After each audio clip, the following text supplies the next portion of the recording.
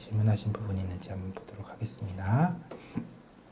네, 제임송님이 질문 주셨네요. 구본무 회장님이나 바이든, 그쵸. 장남이 바이든보다 먼저 사망했다고 하는데 교모세포종으로 문제가 생겼다고 하더라고요. 조기 발견 등의 검진은 의미가 없을까요? 라고 이야기를 해주셨어요. 안 그래도 구본모 회장님 그 사망에 대해서는 저희 홍해걸 박사님께서도 안 그래도 또 영상 올려주신 게 있어서 저도 참 잘 봤었는데요. 사실 조기 발견을 할 수 있으면 참 좋겠습니다만은 교무세포종이라는 건 꽤나 빠르게 자라나는 종양입니다. 꽤나 빠르게 자라기 때문에 임박한 상황에서 바로 검사를 해가지고 발견하지 않는다면은 미리미리 검사하는 게 큰 의미가 없을 가능성도 제법 있습니다. 예를 들어서 우리 일반적으로 건강검진이라는 게 조금 신경 쓰신다고 하는 분들이 연 단위로들 검진을 하세요. 1년 단위로 검진을 하시지요. 그런 상황에 있어서 이제 매년 머리 MRI를 찍으면 조금이 도움이 될까? 물론 아예 도움이 없지는 않을 겁니다. 그렇긴 한데 사실 이런 어떤 건강검진이란 건 현실적인 고려도 조금은 따져봐야 되거든요. 이제 비용적인 측면도 고려를 해야 되고 그 시간적인 측면도 고려를 해야 되고 이런 부분에 있어서 사실 이득이 많다고 보기는 조금 어렵습니다. 가능하시다면 그리고 애매한 증상이 있다면 항상 확인하려는 태도는 항상 좋다고 생각을 합니다. 적극적으로 의료진에게 문의도 해보시고 꼭 MRI까지 아니더라도 CT만 찍어보더라도 어떤 큰 문제가 있으면 물론 알 수 있고 물론 작은 문제에 대해서는 결국은 MRI에 찍어봐야지 확실하게 알 수 있습니다만은 그래도 의료진에게 많이 물어보시는 게 도움이 될 거라고 생각을 합니다. 또 볼게요.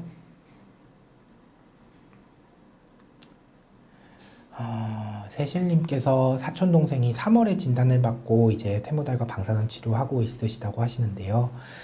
이제 2달 되셨으니까는 이제 방사선 치료 병행요법 한창 진행하고 계시거나 이제 어느 정도 진행 많이 됐거나 하겠네요. 참 쉬운 상황은 아니지만 또 그래도 적극적으로 긍정적인 마음가짐으로 임하시면 또 좋은 결과가 있을 거라고 기대를 하고요. 좀 힘내시길 바랍니다. 뒤쪽에 또 질문도 주셨네요.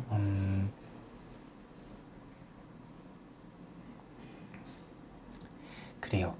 우리 이제 측두엽 쪽이라 언어 문제도 좀 있다고 하셨고, 기억을 잘 못하고, 물건에 대한 다인지 잘 못한다고 하셨는데, 이제 생존율에 대해서 궁금하다고 하셨어요. 남자분이시고 40대 중반이라고 하셨는데요. 일단 측두엽 쪽이 이제 병변 위치에 따라서 특징적인 증상들이 나타날 수 있는데 측두엽 쪽은 전형적으로 이제 언어 문제가 쉽게 생기는 부분들입니다. 또 이런 언어 문제가 치료한다고 해서 다 좋아지는 건 아니기 때문에 이런 부분에 있어서 항상 걱정이 되시긴 할 텐데 그럼에도 불구하고 언어 재활이나 이런 치료들을 적극적으로 진행을 하면은 조금이라도 진행을 늦출 수 있으리라고 생각을 합니다. 교모세포종의 생존율에 대해서 물어보시는데 아까 얘기 드린 것처럼 사실 일반적으로 그냥 숫자만 놓고 봤을 때는 일반적으로는 1년 반 정도를 따져보기는 합니다. 하지만 이제 세실님의 이제 가족분 같은 경우에 동생분 같은 경우에 있어서는 나이도 비교적 젊으신 편이고 특별한 큰 질환이 없으시다면 아무래도 나이 요소는 굉장히 큰 요소가 되거든요. 건강 상태가 더 좋을 거라고 추정을 하고 그런 경우에 치료에 대해서도 더 잘 견디시고 합병증 문제에 대해서도 더 극복이 쉽기 때문에 더 긍정적인 결과도 기대할 수 있으리라고 생각을 합니다. 사실 수술로 얼마나 종양을 제거했는지가 관건이 되긴 할 텐데요. 또 측두엽 쪽은 아무래도 언어 문제가 있다 보니까 종양을 적극적으로 제거할 경우에 후유 장애 문제가 너무 커서 수술의 제한점이 참 많기는 합니다. 물론 그런 부분까지도 충분히 고려하셔서 주치의 선생님께서 수술을 잘 해주셨겠지만 또 앞으로 경과를 잘 볼 필요는 있겠지요. 치료 잘 받으시길 바랍니다. 이것 좀 추가 질문도 있으셨네요. 그래요. 우리 IDH 유전자라는 부분들이 있어요. 이제 교모세포종이라는 게 이제 요새는 이제 종양들에 대해서 다 유전적인 변이, 종양 유전자라는 걸 따져보게 됩니다. 말씀하신 IDH 유전자라는 것들도 또 차이가 있다고들 얘기를 하는데요. 이 부분은 이제 약간 진단 기준이 바뀐 부분이 있습니다. 예전에 이제 2016년에 이어서 2021년 지금 2021년 버전으로 해가지고 이제 진단들을 하게 되는데요. 이 IDH 유전자라는 걸 기준으로 해서 변이가 있냐 없냐와 상관없이 예전에는 어떤 병변을 얻었을 때 그 조직학적인 현미경적인 소견을 가지고서는 이제 교모세포종 진단을 예전에는 내렸습니다. 근데 이제는 조금 그게 바뀌었거든요. 이제 IDH 유전자 변이가 없는 경우에 있어서 이제 교모세포종 진단을 내리고 변이가 있는 경우에 있어서는 진단이 조금 달라지게 됩니다. 그에 따라서 치료법들도 조금 달라질 수 있다 보니까 요거는 기준이 조금 바뀌었다고 알고 계시면 될 것 같습니다. 네, 그리고 유리닝님께서 로봇 수술 문의를 해주셨어요. 우리 로봇 수술들이 굉장히 많은 영역에 있어서 적용이 되고 있지요. 흔히들 뭐 전립선 쪽에서도 굉장히 많이들 적용들을 하셨고, 또 머리 쪽에 대해서도 저희 신경외과에 있어서도 정의 수술이라고 해서 뇌의 기능적인 영역에 대한 정밀한 수술에 있어서는 일부 로봇 수술이 도움되는 부분들이 있기는 합니다. 그런데 이제 종양 같은 경우에 있어서는, 뇌종양 수술에 있어서는 로봇 수술이 조금 제한적인 측면들이 많이 있습니다. 실제로 수술을 할 때 요새는 이제 여러 가지 영상학적인 기법들이 많이 발달을 해가지고 실시간으로 환자분 영상을 보면서 영상과 환자분의 이제 병변을 매칭시켜 가면서 수술을 하기도 하고, 또 이제 글리올란이라고 하는 약을 먹이면서 이제 형광현미경을 통해서 또 수술하면서 여러 가지 보조를 하기도 하고, 여러 가지 기법들이 있기는 한데요. 결국은 수술의 근간은 이제 수술하는 의사의 손 감각에 많이 의존하는 측면이 있습니다. 촉각에 많이 생각보다 의존을 하거든요. 우리가 보통 일반적으로 석션이나 여러 가지 기구들을 이용해서 종양들을 절제하면서 그 절제연을 확인하게 되는데, 그 부분에 있어서 이런 실제적인 감각을 느끼면서 이 부분까지가 병변이 침범한 부분이겠구나, 이런 부분에 있어서는 아직까지도 환자분의 의사의 감각에 의존하는 부분이 꽤 크거든요. 로봇 수술은 아직까지 그런 부분에 있어서 실제적인 촉각적인 어떤 센서들의 아직까지 좀 미흡한 측면이 있다 보니까 신경외과적인 영역에 있어서 많이 도입되고 있지는 않습니다. 그렇지만 최근에도 이제 어떤 정의 기능이라고 해서 기능적인 영역에 있어서 도입되는 것만 봐도 옆에서들 보고 있으면 많이 발전들을 하고 있더라고요. 향후에 어떻게 발전할지는 모르겠지만 추후에는 충분히 도입될 수 있으리라고 생각을 합니다. 네, 세실님께서 또 질문을 주셨네요. 생긴 종양 위치에서 반대편에 생기는 경우도 많이 흔한 편이냐고 물어봐 주셨는데요. 이 부분에 있어서는 아직도 연구가 많이 되고 있습니다. 교모세포종이라는 게 우리 뇌의 어떤 특정 영역에서 병변이 생겼을 때 딱 그 부분에서 종양이 생겼다라고 생각하지 않는 부분들이 있거든요. 다른 부분, 뇌의 다른 부분에서 어떤 변이가 생기고 이런 것들이 종양을 유발하지 않았을까라는 연구들이 많이 되어오고 있습니다. 아직까지 확정적인 어떤 이론이 확립된 것은 아니기는 합니다만, 그런 부분의 추정들이 꽤나 유력하게 진행이 되고 있고요. 그러다 보니까 원래 생겼던 병변과 다른 위치에서 이렇게 생기는 경우들도 제법 있기는 합니다. 아까 제가 사진에서도 보여드렸지만 반대편에서 생기는 경우들도 일부 있기는 해요.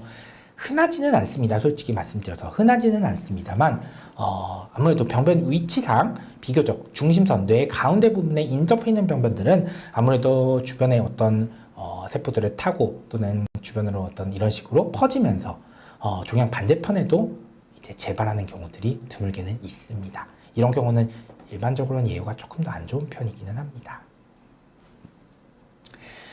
또 V컨트롤님께서 또 질문 주셨네요. 교모세포종이 암 중에서도 제일 악질하던데 사실인가요? 하셨는데요. 그래요. 저는 이런 교모세포종의 치료를 하는 사람이긴 합니다만 참 이런 면에서 아쉬운 점이 많습니다. 알고 계신 어떤 암들, 나쁘다는 암들보다도 교모세포종이 더 나쁠 겁니다. 흔히들 췌장암 이런 쪽들 많이 나쁘다고 얘기를 하시는데 교모세포종이 더 나쁜 측면들이 많습니다. 생존율의 측면에 있어서는. 또 그리고 뇌라는 게 이제 사람답게 하는 제일 중요한 장기일 텐데, 이런 부분에 있어서 기능적인 망가뜨림으로 인해서 이제 아까 다른 분이 얘기해 주셨던 언어장애 같은 문제도 그러고, 내가 나답지 않게 되는 문제가 큰 이제 스트레스 요인으로 작용을 하거든요. 그런 부분에 있어서도 참 나쁜 암이기는 합니다. 그래도 연구들 많이 하고 있으니까 앞으로 더 나은 치료, 더 좋은 치료가 이제 많이 개발될 거라고 기대해 봐야겠지요. 저도 열심히 하겠습니다.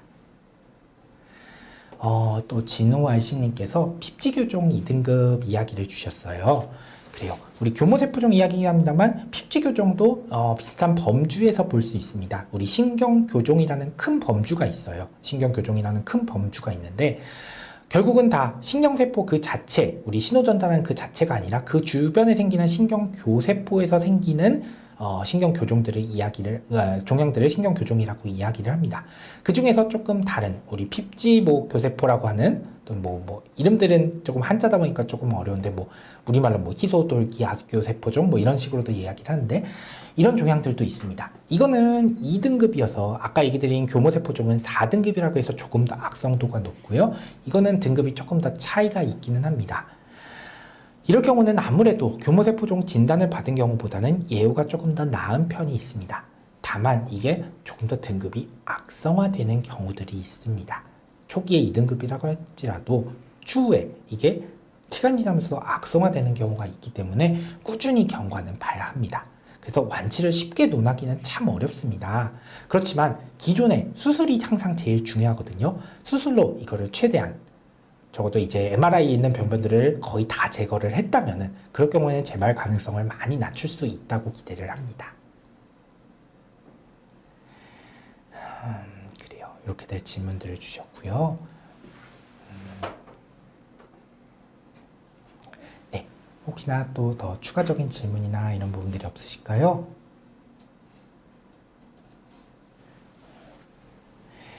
그래요. 오늘은 이렇게 교모세포종에 대해서 환자분들이 궁금해하시는 요소들에 대해서 조금 풀어서 설명을 해드리려고 노력해봤습니다.